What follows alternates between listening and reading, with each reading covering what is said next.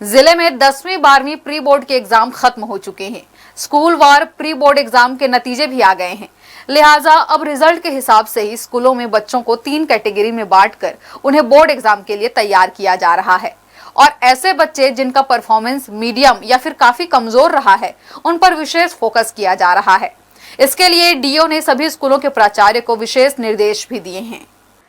इस साल शिक्षा विभाग द्वारा सरकारी स्कूलों के रिजल्ट में सुधार लाने के लिए विशेष ध्यान दिया जा रहा है।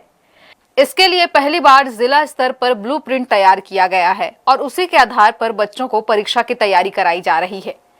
चूंकि मार्च महीने में 10वीं 12वीं बोर्ड के एग्जाम होने हैं, लिहाजा इसके लिए प्री बोर्ड के एग्जाम भी ब्लूप्रिंट के हिसाब से लिए गए, जिसमें विषय विशेषज्ञों द्वारा बोर्ड की पैटर्न पर ही प्रश्न पत्र तैयार किए गए थे।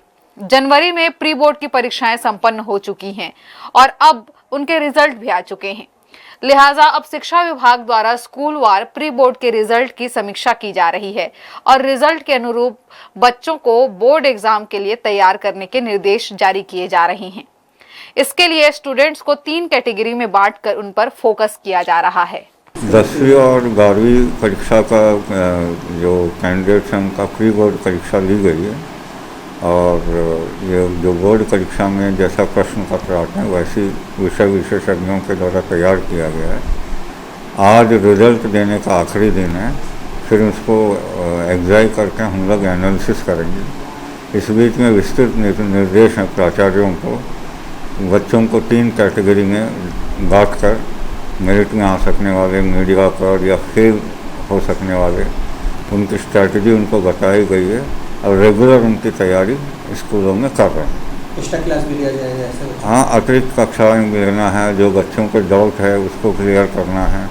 किसी बच्चे को प्रश्न का उत्तर सही ढंग से लिखना नहीं आ रहा है, ये प्री बोर्ड परीक्षा तो इसलिए लिए हैं कि बच्चों को छांटो, 3 कैटेगरी में बांटें कि उनकी मेरिट में आ सकने वाले, मीडिया पर या एकदम कमज़ोर बच्चे, उनको उत्तर कैसे लिखना है उन पर ज़्यादा फोकस करने के लिए कहा गया है और उसका मॉनिटरिंग भी मैं रोज स्कूलों में जाकर कर रहा हूँ। पिछले शैक्षणिक सत्र में जिले में 10वीं 12वीं बोर्ड का रिजल्ट संतोषजनक नहीं रहा था।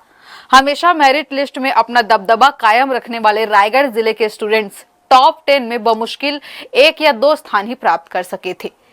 यही वजह है कि इस साल यह स्थिति निर्मित ना हो, इसके लिए सत्र के प्रारंभ से ही बच्चों को एग्जाम के लिए तैयार करने की कवायद शुरू कर दी गई थी और अब बोर्ड एग्जाम के नजदीक आते ही बच्चों को अलग अलग कैटेगरी में बांटकर उन्हें परीक्षा के लिए तैयार किया जा रहा है।